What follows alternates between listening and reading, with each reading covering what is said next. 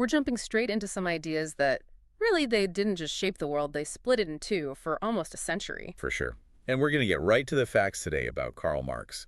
He was the thinker who tried to come up with one single big reason for why the world in the 1800s was so, well, so unfair.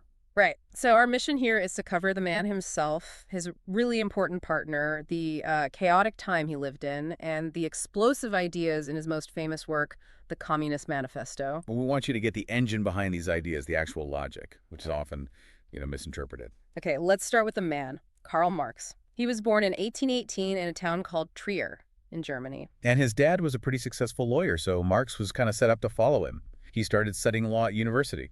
But he got completely sidetracked, didn't he? He dove headfirst into philosophy and history instead. He did, and he was seriously smart. He earned a doctorate, but his political views were just. They were way too radical for the German universities at the time. So he couldn't get a job as a professor. Nope. So he ended up moving to Paris, which was, the place to be for revolutionary thinkers back then. And that's where his ideas about money and power really started to take shape. And that's so important because his ideas were a direct reaction to what was happening all around him, this huge change we call the Industrial Revolution. Exactly. Suddenly you have these new steam-powered machines that could make things faster than anyone had ever dreamed. It was a total game changer. Which led to this massive shift, right? People left their small farms and flooded into the big new factory cities. They were looking for work, for a better life. But what they found was often grim. I mean, you had the factory owners getting unbelievably rich, but the workers, they were crammed into these crowded, unhealthy apartments. And the work itself was just brutal. We're not talking about a 9-to-5 job.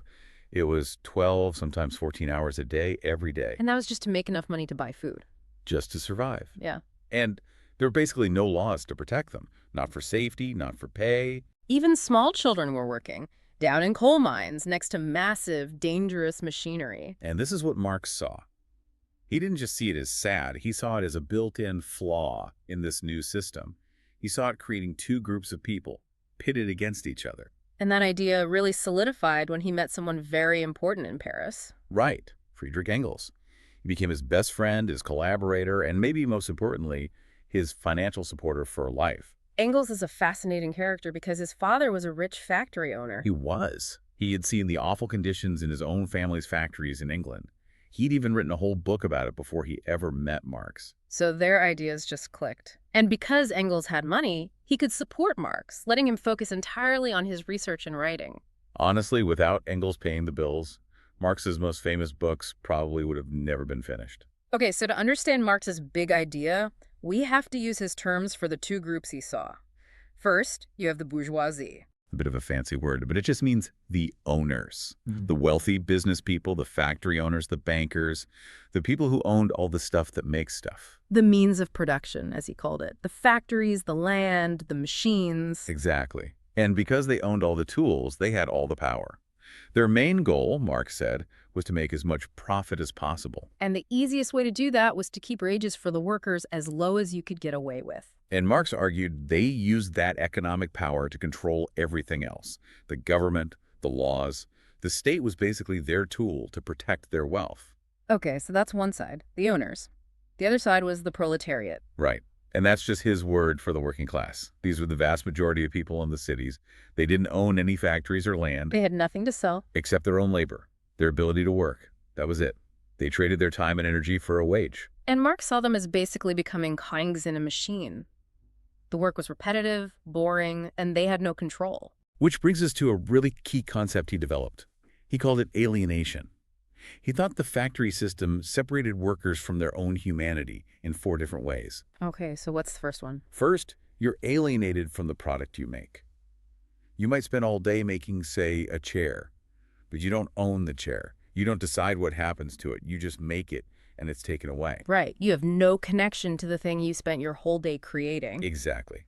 Second, you're alienated from the act of working. It's not creative. It's not fulfilling. You're just following orders, doing the same boring task over and over for 12 hours. It's just a means to get a paycheck. And third, You're alienated from other people.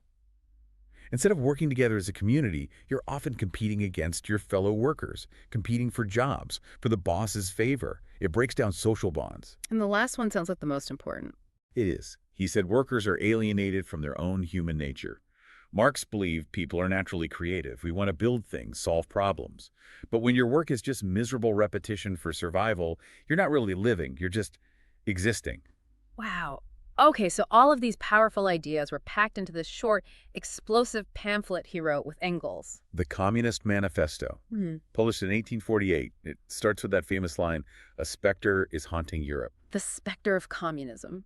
He was saying the ruling class was terrified of a workers' revolution. And it was written to be read out loud, to inspire people to action. It wasn't some dry academic book. It was a call to arms. And the core idea in the manifesto is what he called the theory of class struggle. Right. He argued that if you look at all of history, it's basically the story of one group fighting another. The powerful versus the powerless. So in ancient Rome, it was masters versus slaves. In the Middle Ages, lords versus serfs. And now, he said, in the industrial age, is the bourgeoisie versus the proletariat. This conflict, he thought, is what drives history forward. Okay, so how did he think the bourgeoisie actually made their money? It wasn't just magic. He had a specific economic theory for it. He did, and this is the really dense stuff he detailed in his huge book, Das Kapital. The key idea is something called surplus value. Surplus value, how does that work? Okay, think of it like this. A worker goes to a factory. Let's say in the first 4 hours of their shift, they produce enough value to cover the cost of their own wage for the pay. So after 4 hours, they've basically paid for themselves. Exactly, but they don't get to go home. They have to work for another 8 hours. In the value they create in those extra 8 hours? That is the surplus value. It's unpaid labor. The worker creates all that extra value, but the owner takes it all as profit. For Marx, profit is the stolen value from the worker's extra labor time. So wealth isn't made by clever trading, it's extracted directly from the worker's time. That's the core of his economic critique, and that leads directly to the most famous and most misunderstood proposal in the Manifesto. It's the abolition of private property. Right. And we have to be super clear here. He did not mean taking away your personal stuff, your clothes, your furniture, your house. He didn't care about that. He meant private ownership of the means of production. The factories, the mines, the big farms, the things that generate society's wealth. He argued those should be owned by everyone, by the community, so the profits could be shared by the people who actually did the work. Okay, but if you do that, what happens to the government? The state that protects the right to own a factory. In his view, the state was just a committee for the bourgeoisie. So for things to change, the proletariat would have to have a revolution and take over the state themselves, but only temporarily. This is the part that gets a lot of attention. The dictatorship of the proletariat. It's a scary-sounding phrase, for sure. What he meant was a temporary period where the working-class majority would use the power of the state to totally reorganize the economy and stop the old owners from trying to take power back. So it's a transitional phase. What comes after? The final goal. After classes are gone, the state itself is no longer needed to manage conflict. It just withers away, and you're left with a classless society. Communism. Pure communism, where the idea is from each according to his ability, to each according to his need. And he didn't see this as just happening in one country. The manifesto ends with that huge call to action. Workers of the world, unite. He believed a factory worker in England had more in common with a factory worker in Germany than they did with the rich factory owner in their own country. He imagined a global movement, a world without borders, where workers wouldn't be forced to fight wars for the profits of their bosses. It's just so ironic that the San who wrote all this, who was obsessed with the flow of capital, Spent most of his later life in London completely broke. His family was incredibly poor. They survived almost entirely on handouts from Engels. from Engels' family's factory profits. The ultimate paradox. Mm. But he kept working, spending day after day in the British Museum researching for Das Kapital. He died in 1883. And after he died, his ideas just exploded in popularity.